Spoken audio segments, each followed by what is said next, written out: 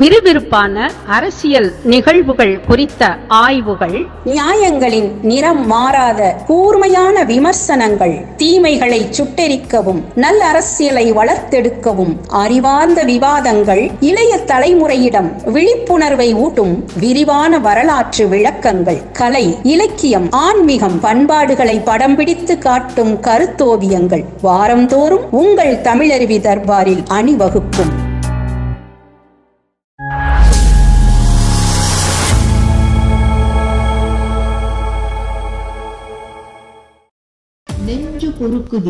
நெஞ்சு பொறுக்குதில்லையே நிகழ்ச்சிக்காக தமிழருவி தர்பார் நேயர்களை சந்திப்பதில் மகிழ்ச்சி. வணக்கம் ஐயா. தமிழருவி மணியன் அவர்கள் நமது அரங்கத்திற்கு வந்திருக்கிறார்கள். அவர்களை வணங்கி மகிழ்வோம். ஐயா வணக்கங்க. ஐயா வணக்கம் குமரையா. ஐயா, நடப்பு அரசியல் களத்தை பார்க்கின்ற பொழுது ஒரு அறமற்ற அரசியல் சூழ்நிலை உருவாகி இருக்கிறதோ என்று ஐயப்பட தோன்றுகிறது. ஏனென்றால் திமுக கூட்டணிக்கு போகுமா, அதிமுக கூட்டணிக்கு போகுமா என்று மதில் மேல் பூனையாக இருக்கிறது. இன்னொரு பக்கம் பார்த்தால் ஜெயலலிதா விசுவாசியாக அறியப்பட்ட திரு ஓ பன்னீர்செல்வம் 2 முறை ஜெயலலிதா அவர்களுக்கு இக்கட்டான சூழல் வந்த பொழுது முதல்வர் பொறுப்பேற்றிருந்த ஓ பன்னீர்செல்வம் மு.க. ஸ்டாலினை சந்திக்கிறார். காலையில் சந்திக்கிறார், மாலையில் சந்திக்கிறார், அடுத்த நாளும் சந்திக்கிறார். பத்திரிகையாளர்களை சந்திக்கின்ற பொழுது நிரந்தர எதிரிகளும் இல்லை, நண்பர்களும் இல்லை என்ற வழக்கமான வசனத்தை சொல்லிவிட்டு செல்கிறார். இவரும் ஒரு மண் குதிரையா மதில்மேல் பூனையா தெரியவில்லை. இன்னொரு பக்கம் பாட்டாளி மக்கள் கட்சி, அங்கு தந்தைக்கும் தனையனுக்கும் நடக்கின்ற போராட்டங்களை பார்க்கின்ற பொழுது பாமகவினுடைய தொண்டன் மிகவும் வெறுத்து போயிடுவானோ என்று தோன்றுகிறது. ஒட்டு கேட்கும் கருவி வைத்தார், அவர் பொதுக்குழு நடத்தக்கூடாது, இவர் ஒரு அறிவிப்பு, அவர் ஒரு அறிவிப்பு என்று மாறி மாறி போர்க்களம் நடத்தி கொண்டிருக்கிறார்கள். மொத்தமாக பார்க்கின்ற பொழுது அரசியல் என்பது மிகவும் சஞ்சலத்துக்குரியதாகவும் சங்கடத்துக்குரியதுமாக இருப்பதாக தோன்றுகிறது. உங்கள் பார்வை எப்படி ஐயா? நீங்கள் தொடங்குகிற பொழுதே அரசியல் அறமற்று அமைந்துவிட்டது போன்ற வருத்தத்தை தெரிவித்தீர்கள்.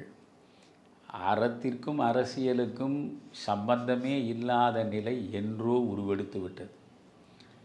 காந்திய யுகம் என்பது அறமும் அரசியலும் பின்னி பிணைந்த ஒரு அறம் சார்ந்த அரசியல் என்பதற்கான எடுத்துக்காட்டாக இருந்த யுகம் அது. நாடு விடுதலை பெற்றது, அதிகார வேட்கை தொடங்கியது.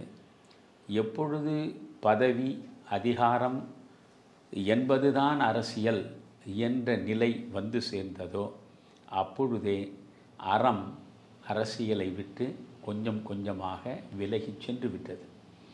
எனவே காந்தியின் மறைவுக்கு பின்னால் அறம் சார்ந்த அரசியல் மெல்ல சமூகத்திலிருந்து விலகிச் சென்ற நிலையில் இன்றைக்கு ஒட்டுமொத்த சமூகமே அறத்திற்கு புறம்பான சமூகமாக மாறிவிட்டது.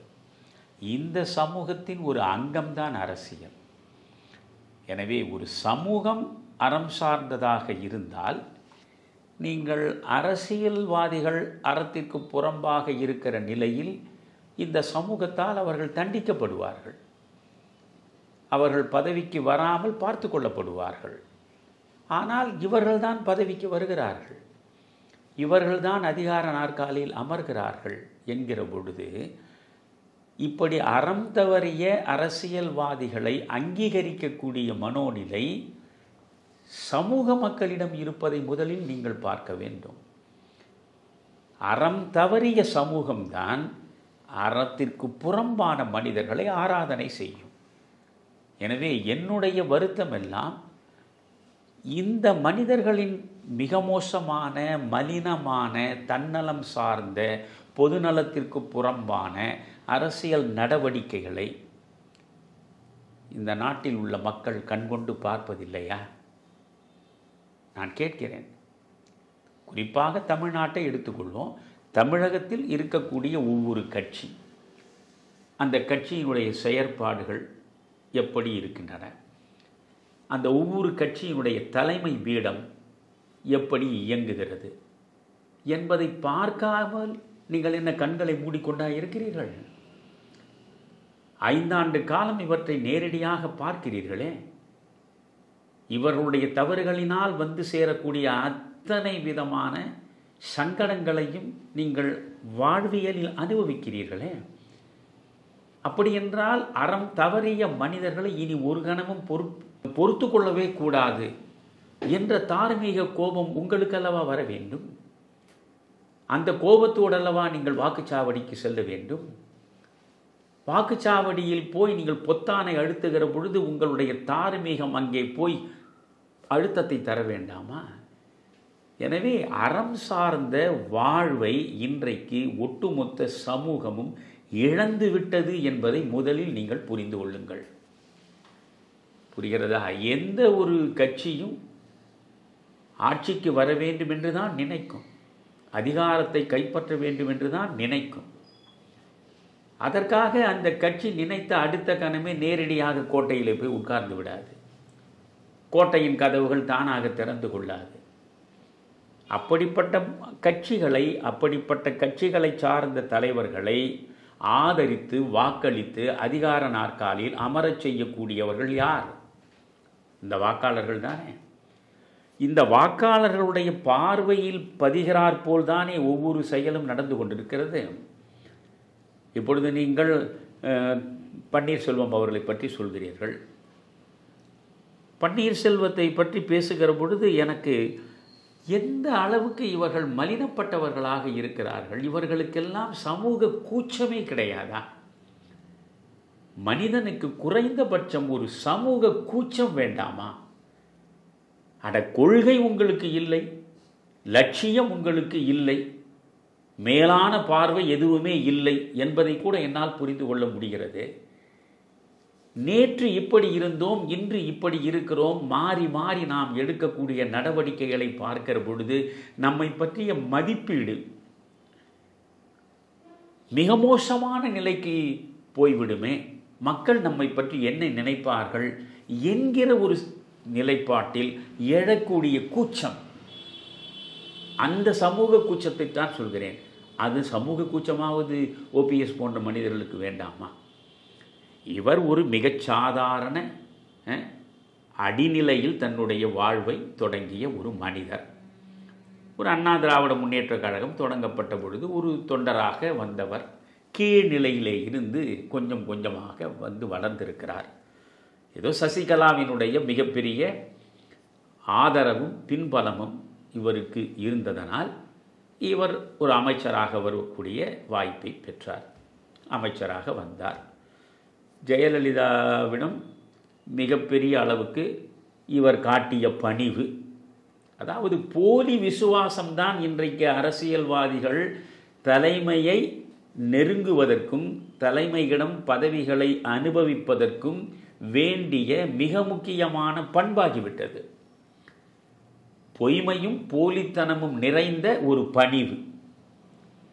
புரிகிறதா? பணிவு என்பது மிக முக்கியமானது. ஒரு மனிதனுடைய நற்பண்புகளில் மிக முக்கியமானது பணிவும் அடக்கமும் தான். ஆனால் இது பணிவும் அடக்கமும் என்று சொல்லப்படுகிற நற்பண்புகளை சார்ந்தவை அல்ல. இவை முழுக்க முழுக்க பொய்மையும் போலித்தனமும் நிறைந்த கபட நாடகம் இது. அப்படி நீங்கள் ரொம்ப பணிவுள்ளவராக இருந்து ஒரு பதவியை பெற்றீர்கள். நீங்கள் குறிப்பிட்டது போல ஜெயலலிதாவுக்கு சில சங்கடங்கள் வருகிற சூழ்நிலையில் 2 முறை முதலமைச்சராகவும் இருந்திருக்கிறீர்கள். சரி, அதுவரையில் உங்களுடைய ட்ராக் ரெக்கார்டு பெரிய அளவுக்கு பழுதுபடாமல் சென்றது. நீங்கள் சொத்து சேர்த்ததோ, நீங்கள் பெரிய அளவுக்கு அரசியலை வைத்துக்கொண்டு ஆதாயங்களை தேடிக்கொண்டதோ அது மட்டும் மிக மோசமானது என்று நாம் தனித்து சொல்வதற்கான வாய்ப்பு கிடையாது. ஏனென்றால் ஒரு பன்னீர்செல்வமா? தமிழ்நாட்டு அரசியலில் எத்தனையோ பன்னீர்செல்வங்கள். ஒவ்வொருவரும் அரசியலுக்கு வருவதும் பதவியை அடைவதும் தங்கள் சொந்த நலனை வளர்த்தெடுத்துக் கொள்வதற்காகவும் சுகங்களை அனுபவிப்பதற்காகவும் கோடி கோடியாக சமூகத்தின் சொத்தை சூறையாடுவதற்காகவும் தான் என்பது தெளிவாக தெரிந்துவிட்டது. ஆனால் இதை ஏன் மக்கள் அதை தெளிவாக தெரிந்து வைத்துக்கொண்டு அவர்கள் தங்களுடைய எதிர்ப்புணர்வை வெளிப்படுத்துவதில்லை என்பதுதான் புரியாத புதிர். அதனால் பன்னீர்செல்வம் பெரிய அளவுக்கு பணத்தை சேர்த்து விட்டார், கோடி கோடியாக அவர் சேர்த்து வைத்திருக்கிறார். நேற்று இருந்த பன்னீர்செல்வம் இன்றைக்கு இப்படி இருக்கிறார் என்ற இடத்துக்கு நான் போகவே இல்லை. நான் ஜெயலலிதா அவர்கள் இருந்த வரையில் நீங்கள் அவருக்கு ரொம்பவும் நம்பிக்கை உள்ளவராக இருந்தீர்கள், நீங்கள் அமைச்சராக இருந்தீர்கள். அந்த அம்மையாருடைய கருணையினால் நீங்கள் 2 முறை முதலமைச்சராகவும் இருந்திருக்கிறீர்கள். அந்த அம்மையார் எதிர்பாராத வகையில் கண்மூடிய நிலையில் சசிகலா அவர்கள் உங்களை கொண்டு வந்து முதலமைச்சராக உட்கார வைத்தார், ஒரு இடைக்கால முதல்வராக. இப்பொழுது நாம் கேள்விப்படுகிற செய்திகள் எல்லாம் வேறாக இருக்கிறது.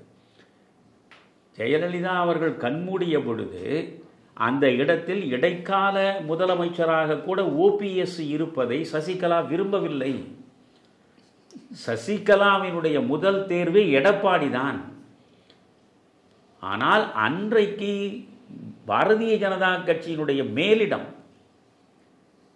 OPSக்கு ஆதரவாக இருந்ததனால் சசிகலாவால் தவிர்க்க முடியாத நிலை என்று இப்பொழுது இந்த உண்மைகள் எல்லாம் வெளிவருகின்றன. அப்படி என்றால் பாஜகவினுடைய ஆதரவோடு தான் நீங்கள் சசிகலாவினுடைய விருப்பத்திற்கும் மாறாக 3வது முறை ஒரு முதலமைச்சராக வந்து உட்கார்ந்தீர்கள். பிறகு அந்த சசிகலா அவர்கள் தான் முதல்வராக வர வேண்டும் என்பதற்காக உங்களுக்கு அழுத்தத்தை கொடுக்கிறார், நிர்பந்தங்களை உருவாக்குகிறார். நீங்கள் கொஞ்சமாவது அரசியல் தெரிந்தவராக இருந்திருந்தால் என்ன செய்திருக்க வேண்டும்? முதலமைச்சராக உங்களை உட்கார வைத்து விட்டார்கள்.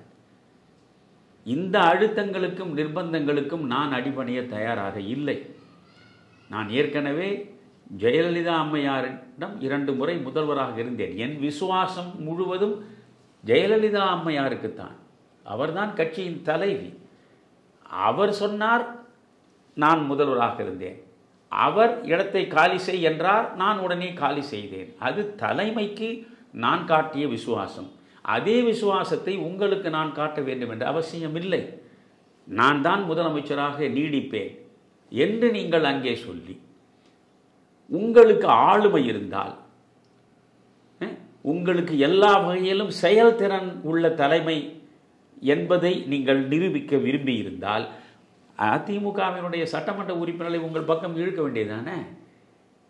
முதலமைச்சராக உட்கார்ந்து கொண்டிருக்கிறீர்கள். அந்த அம்மையார் அதிகாரத்தில் இல்லை. அதிகாரத்தில் உள்ளவரை அசைக்கக்கூடியவராக அவர் இருக்கிறார் என்று நீங்கள் அஞ்சுகிறீர்கள். ஏன் அஞ்சினீர்கள்?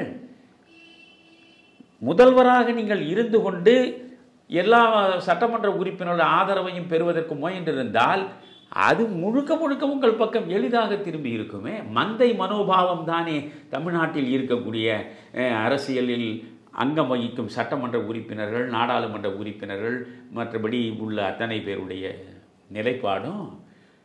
எனவே நீங்கள் அதை செய்து இருந்தால் நீங்கள் முதலமைச்சராகவே இருந்திருக்கலாம். உங்களுக்கு ராஜதந்திரம் இல்லை, உங்களுக்கு மனிதர்கள் மீது செலுத்தக்கூடிய ஆளுமை இல்லை.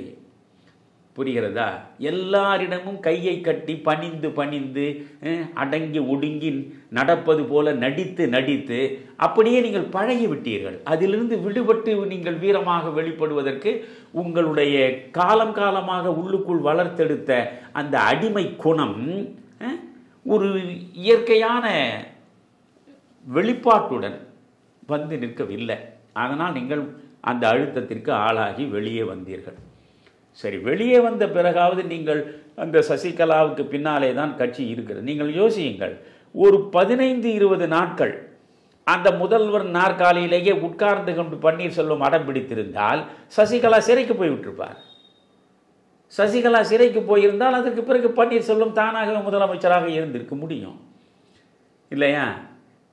அரசியல் என்பதே உங்களுக்கு முழுக்க முழுக்க சாணக்கியத்திலும் சாதுரியத்திலும் நடந்து கொண்டிருக்கக்கூடியது தானே. எப்படி அரசியல் சதுரங்கத்தில் எந்தெந்த நேரத்தில் எந்தெந்த காய்களை நாம் மாற்ற வேண்டும், எந்த காயை எப்படி வெட்டி வீழ்த்த வேண்டும் என்பதெல்லாம் புரியவில்லை என்றால் நீங்கள் அரசியல் செய்து பயன் இல்லை. அதனால் உங்களுக்கு கிடைத்த கோல்டன் ஆப்பர்ச்சுனிட்டி, ஒரு அற்புதமான தருணம் அது.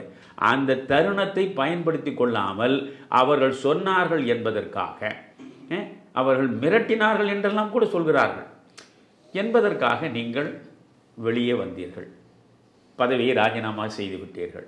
சரி, பதவியை ராஜினாமா செய்து விட்டு தானே வந்தீர்கள்.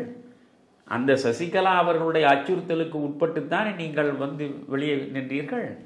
அதற்கு பிறகு திடீரென்று கொஞ்சம் இடைவெளிக்கு பின்னால் நீங்கள் ஜெயலலிதாவின் சமாதியிலே போய் உட்கார்ந்து கொண்டு தர்ம யுத்தத்தை தொடங்குகிறீர்கள். தர்ம யுத்தத்தை எதற்காக தொடங்கினீர்கள்? சசிகலாவினுடைய அத்துமீறலை நீங்கள் அறுத்தெறிய வேண்டும் என்பதற்காகத்தானே. மன்னார்குடி மாஃபியா என்று சொல்லப்பட்ட அந்த குடும்பத்தின் பிடியிலே இருந்து அண்ணா திராவிட முன்னேற்றக் கழகத்தை விடுவிப்பதற்காக நான் தர்ம யுத்தம் நடத்துகிறேன் என்றுதானே நீங்கள் சொன்னீர்கள். அது தர்ம யுத்தமா? அது முழுக்க முழுக்க ஒரு சுயநலத்திற்காக, தன் நலத்தை காப்பதற்காக, இழந்துவிட்ட பதவியை மீண்டும் பெறுவதற்காக, அதற்கு கூட வழிவகை தெரியாத நிலையில் நீங்கள் யாரோ சொன்னார்கள் என்பதற்காக தர்ம யுத்தத்தை நடத்தினீர்கள். அது ஒரு சந்தர்ப்பவாத நாடகம் என்றுதான் சொல்லணும். சந்தர்ப்பவாத நாடகம் தான். பன்னீர்செல்வத்தினுடைய முழு வரலாற்றையும் திரும்பி பார்த்தால் முழுக்க முழுக்க சந்தர்ப்பவாத சாகச நாடகம் தான். ஆனால் அந்த நாடகத்தில் திறம்பட நடிக்கக்கூடிய நடிப்பாற்றல் பன்னீர்செல்வத்திற்கு இல்லை என்பதுதான் பரிதாபத்திற்குரிய விஷயம். புரிகிறதா? சரி, நீங்கள் வந்து சசிகலாவின் எதிர்ப்பாளராக தர்ம யுத்தம் நடத்தினீர்கள்.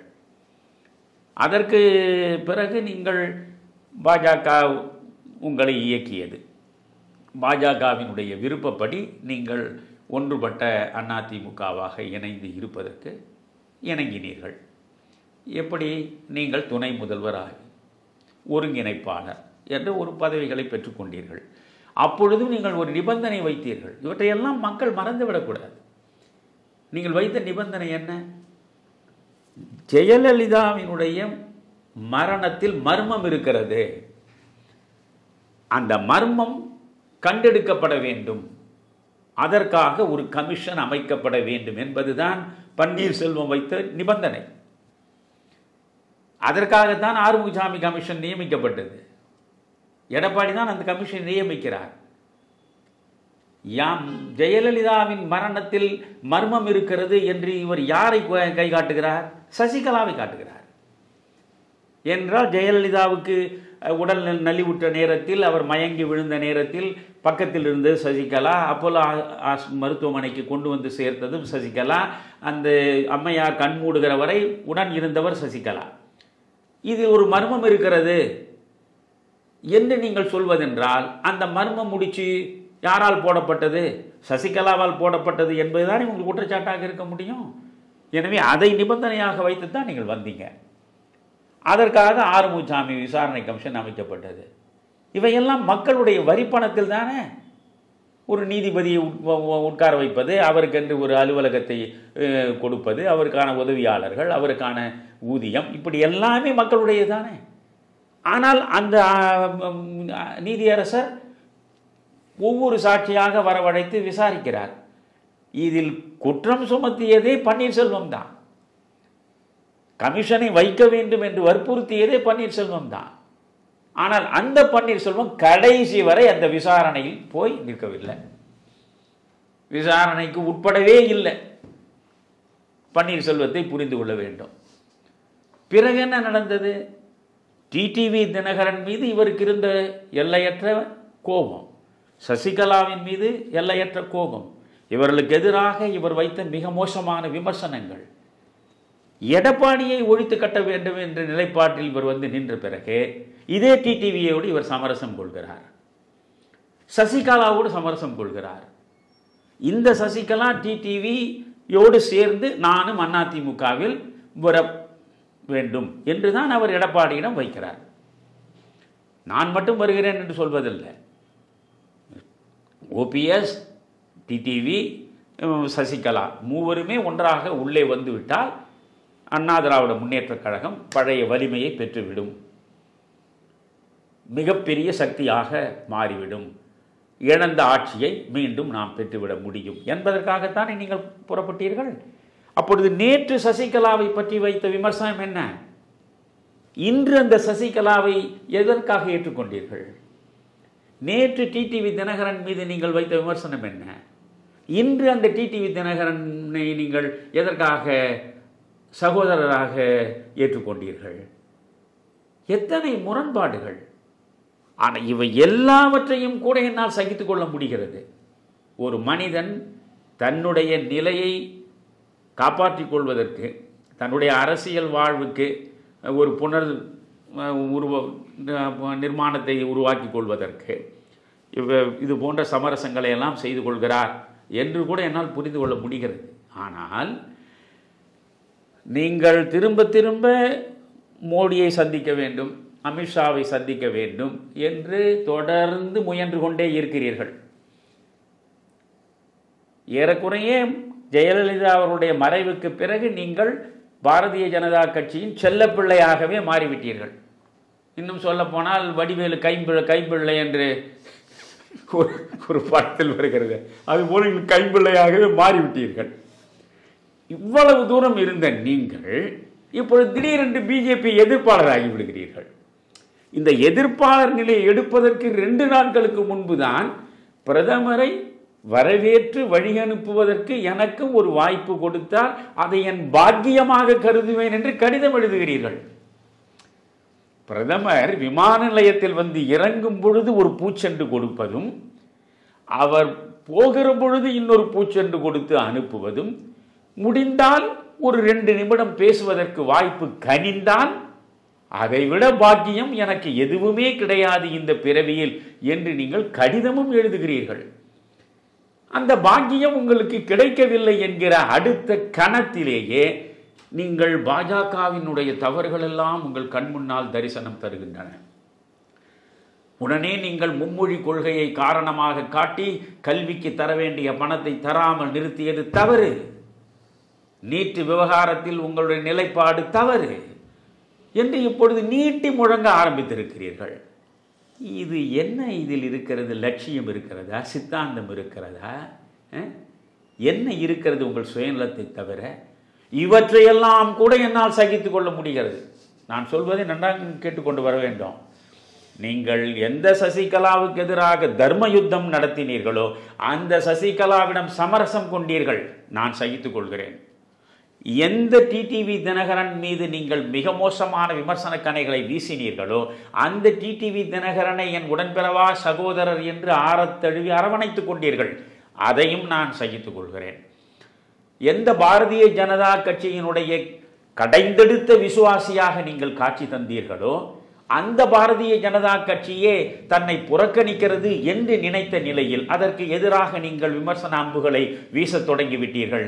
அதை கூட நான் சகித்துக் கொள்கிறேன். ஆனால் உங்களுக்கு வாழ்வும் வளமும் தந்த கட்சி எது?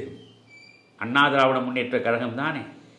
ஆனால் அந்த அண்ணா திராவிட முன்னேற்ற கழகத்தினுடைய உயிர்நிலை என்பது இரட்டை இலை சின்னம் தானே. அந்த இரட்டை இலை சின்னத்தை முடக்குவதற்கு நீங்கள் இதுவரை எத்தனை முறை சட்ட ரீதியாக முயன்று பார்த்தீர்கள்? இரட்டை இலை சின்னம் முடக்கப்படுகிறது என்றால் அது எம்ஜிஆருடைய ஆன்மாவுக்கு இழைக்கப்படுகிற அநீதி இல்லையா?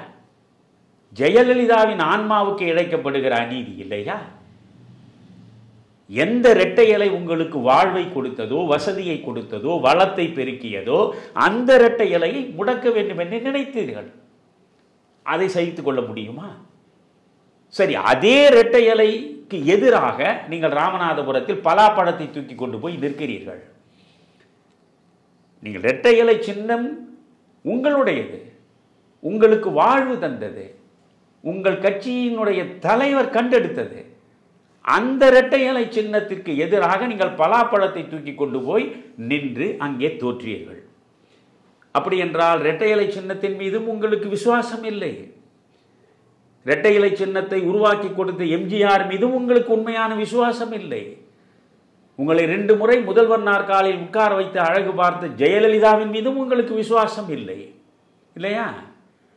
இவற்றையெல்லாம் ஒரு அண்ணா திராவிட முன்னேற்ற கழகத்தில் உள்ள ஒரு கடைசி தொண்டன் எப்படி சகித்துக் கொள்வான்? நீங்கள் அண்ணா திராவிட முன்னேற்ற கழகத்தின் உரிமை மீட்பு குழு என்று ஒன்றை உருவாக்கி இருக்கிறீர்கள். எந்த உரிமையை மீட்கப் போகிறீர்கள்? உங்கள் பின்னால் எந்த அண்ணா திராவிட முன்னேற்ற கழகத்து தொண்டன் வருவான்? அண்ணா திராவிட முன்னேற்ற கழக தொண்டனுக்கு உண்டான அடையாளமே திராவிட முன்னேற்ற கழகத்தை எதிர்ப்பது ஒன்றுதானே. திராவிட முன்னேற்ற கழகத்திற்கும் அண்ணா திராவிட முன்னேற்ற கழகத்திற்கும் எந்த கொள்கையில், எந்த நிலையில், என்ன வேறுபாடு, என்ன மாறுபாடு, கொஞ்சம் விளக்குங்கள் மேடை போட்டு. திராவிட முன்னேற்ற கழகத்திற்கு என்ன கொள்கையோ அதே தான் அண்ணா திராவிட முன்னேற்ற கழகத்திற்கு. மொழி பிரச்சனையிலிருந்து எந்த பிரச்சனையாக இருந்தாலும், இந்தி வேண்டாம், இந்தி வேண்டாம், நீட்டு வேண்டாம், நீட்டு வேண்டாம், மாநிலங்களுக்கு அதிக அதிகாரம், மாநிலங்களுக்கு அதிக அதிகாரம், இப்படி எந்த ஒன்றை நீங்கள் எடுத்துக்கொண்டாலும் முழுக்க முழுக்க திமுகவுக்கும் அதிமுகவுக்கும் வேறுபாடு கிடையாது. திமுக என்பது முழுக்க முழுக்க வெறுப்பை மட்டுமே விதைத்து அறுவடை செய்யக்கூடிய ஒரு கட்சி. ஆனால் அதுபோன்று அதிமுக ஒரு குறிப்பிட்ட சமூகத்திற்கு எதிராக வெறுப்பை விதைப்பதோ, பகைமையை வளர்த்தெடுத்து அதன் மூலம் அறுவடை செய்ய நினைப்பதோ அதிமுகவில் ஒப்பு நோக்குகிற பொழுது கிடையாது. அந்த வகையில் நாம் அதிமுகவை பாராட்டலாம்.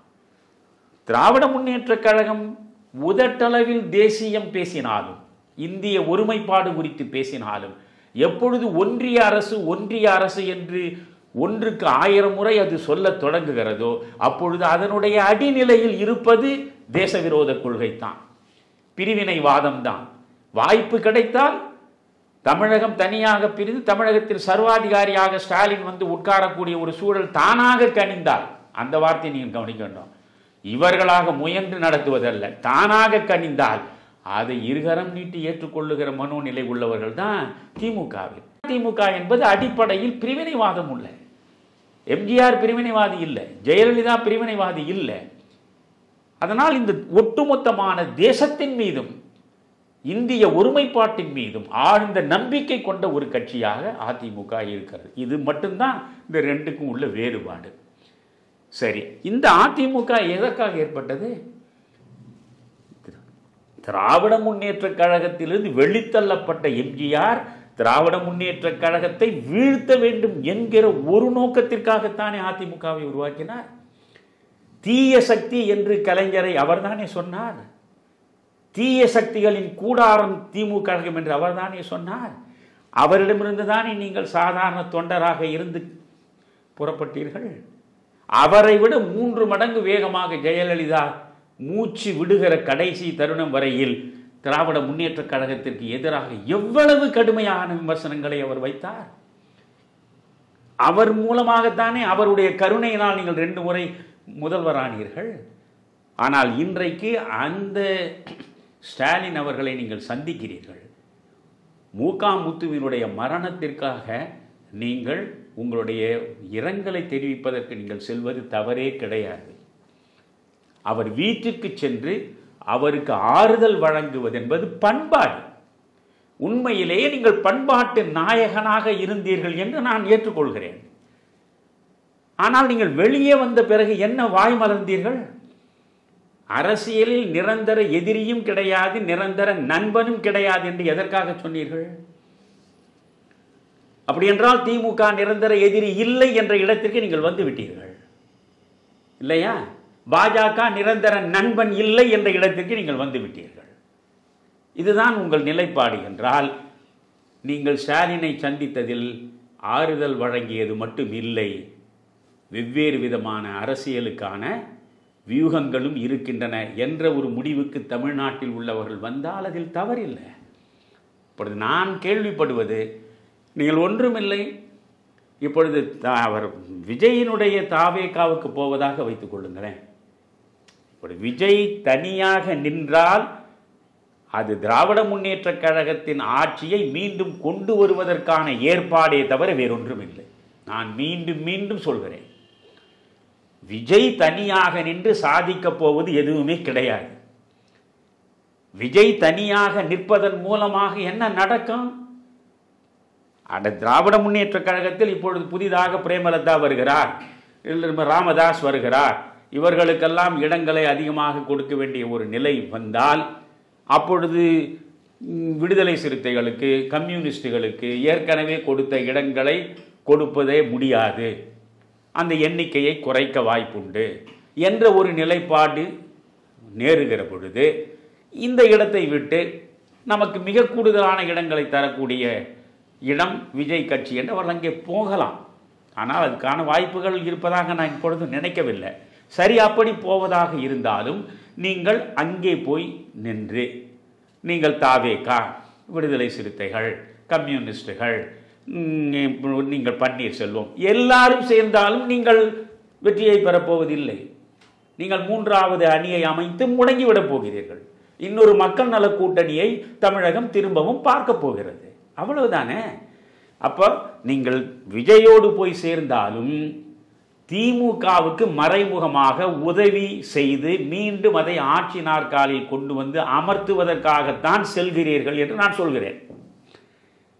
இல்லை, நீங்கள் தனியாகவே ஒரு 30-40 தொகுதிகளில் நாங்கள் நிற்கிறோம் என்று நீங்கள் முடிவெடுத்தால், எங்கெல்லாம் தென் மாவட்டங்களில் சாதிய ரீதியாக வாக்குகளை பிரிக்க முடியும் என்று கணக்கு போட்டு உங்கள் பின்னாலே திமுக கழகம் இருந்து திமுக கழகம் உங்களுக்கு வேண்டிய வசதிகளை எல்லாம் செய்து கொடுத்து அந்த வசதிகளை ஏற்றுக்கொண்டு நீங்கள் ஒரு 30 இடங்களில் நின்று அதிமுக பெறக்கூடிய வாக்குகளை நீங்கள் சரிவுக்கு உள்ளாக்கி அதிமுகவுக்கான வாக்குகளை நீங்கள் என்ன செய்ய போகிறீர்கள்?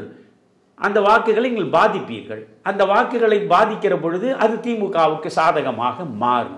ஒரு 30 இடங்களில் அதிமுகவை வீழ்த்தி திமுக வெற்றி பெறுவதற்கான சூழலை நீங்கள் உருவாக்கிவிட்டாலே அதிமுக ஆட்சிக்கு வருவது சிரமமான நிலைக்கு வந்து நிற்கும். திமுக கழகம் ஆட்சிக்கு வருவதற்கான வாய்ப்பு கனிந்துவிடும். இப்படியெல்லாம் அரசியல் கணக்குகள் இவற்றுக்குள்ளே இருக்கின்றன என்று நாங்கள் நினைத்தால் அது தவறா? நான் என்ன சொல்கிறேன், நீங்கள் செய்த அத்தனை பிழைகளையும் உங்கள் தன்னலத்திற்காக செய்தீர்கள். ஆனாலும் உங்களை மன்னிக்கலாம். ஆனால் திராவிட முன்னேற்றக் கழகத்தோடு நீங்கள் மறைமுகமாக ஒரு உறவு வைத்து கொண்டால் எம்ஜிஆருடைய ஆன்மாவும் உங்களை மன்னிக்காது, ஜெயலலிதாவின் ஆன்மாவும் உங்களை மன்னிக்காது, அண்ணா திராவிட முன்னேற்றக் கழகத்தில் இருக்கக்கூடிய கடைசி தொண்டனும் உங்களை மன்னிக்க மாட்டான். அரசியல் ரீதியாக நீங்கள் ஓர் அனாதையாக மாறிப்போவீர்கள் என்பதை நான் மிகுந்த வருத்தத்தோடு சொல்லிக்கொள்ள விரும்புகிறேன் ஓபிஎஸ் அவர்களுக்கு. இது பாமகவை பற்றி நாம் பேசி நேரத்தை விரயப்படுத்த வேண்டாம். அதில் தந்தைக்கும் மகனுக்கும் இடையே நடக்கக்கூடிய போராட்டம் கூட ஒரு வரையறைக்குட்பட்டு இருக்க வேண்டும். எந்த வரையறையும் இல்லை. தந்தை என்ன பேசுகிறார் என்பதை ஒட்டு கேட்பதற்காக தனையனே அங்கே ஒட்டு கேட்கும் கருவியை வைத்ததாக தந்தையே சொல்கிறார். அங்கே என்னென்ன நடக்கிறது என்பதையெல்லாம் அறிந்து கொள்வதற்கு சிசிடிவியின் மூலமாக செய்திகளை கண்டறிந்தவர் அன்புமணி என்று தந்தையே சொல்கிறார். அன்புமணி பொதுக்குழுவை கூட்டக்கூடாது என்று தந்தையே தடையாணை வாங்குவதற்கு முயல்கிறார். இப்பொழுது புதிதாக தந்தை திருவாய் மலர்ந்திருக்கிறார். அன்புமணி எனக்கு பிறந்தவனே இல்லை, அவன் பொய்களுக்கு பிறந்தவன் என்று சொல்கிறார். இது எந்த இடத்திற்கு போய் இவர்கள் நின்றிருக்கிறார்கள்? எனவே இவர்களை பற்றி நாம் பேசுவதனால் ஒரு பயனும் இல்லை. இந்த 2 பேரும் நடத்துகிற இந்த மோசமான அரசியலை பார்க்கிற பொழுது நந்தவனத்தில் ஓர் ஆண்டி 4-6 மாதமாய் குயவனை வேண்டி கொண்டு வந்தான் ஒரு தோண்டி, அதை கூத்தாடி கூத்தாடி போட்டுடை தாண்டி என்ற சித்தர் பாடலை தவிர இந்த பாமகவில் உள்ள சூழலுக்கு சொல்வதற்கு வேறொன்றும் பொருத்தமாக இல்லை. குமரையா, ஒட்டுமொத்தமாக பார்க்கின்ற பொழுது இந்த அறம் சார்ந்த அறமற்ற அரசியலுக்கு மக்களும் ஒரு பங்காளிகளாக மாறிவிட்டார்கள். மக்கள்தான் நான் சொல்வது, நீங்கள் மக்களும் என்று உண்மையை போடாதீர்கள். மக்கள்தான். மக்களுக்கு 6வது அறிவை ஆண்டவன் கொடுக்கவில்லையா? எது நல்லது எது தீயது என்று பகுத்து பார்க்கும் பகுத்தறிவு உள்ளவர்கள் தானே வாக்காளர்கள்.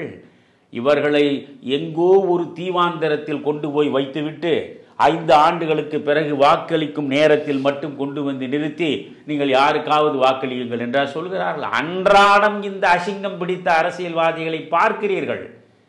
இவ்வளவு அருவருப்பான அரசியல் நடவடிக்கைகளை உங்கள் கண்களாலே கண்டு கொண்டிருக்கிறீர்கள். இவற்றுக்கு பிறகு நீங்கள் இவர்கள் பின்னாலே தான் செல்வோம், இவர்களுக்கு பின்னாலே தான் நாங்கள் சென்று ஆதரவு அளிப்போம் என்று சொன்னால் யார் குற்றம்? அதனால்தான் பாரதி இப்போ எல்லாவற்றையும் பார்த்து விட்டு தான் யாரிடம் புலம்புவது என்று அவனுக்கே தெரியாமல் விதியே விதியே தமிழச் சாதியை என் செய்ய நினைத்தா எனக்குறையாயோ விதியினம் புலம்புகிறான். புரிகிறதா?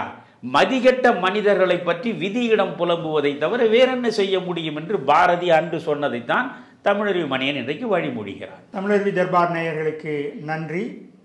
மீண்டும் ஒரு நெஞ்சு பொறுக்குதல் நிகழ்ச்சியில் சந்திப்போம். வணக்கம்.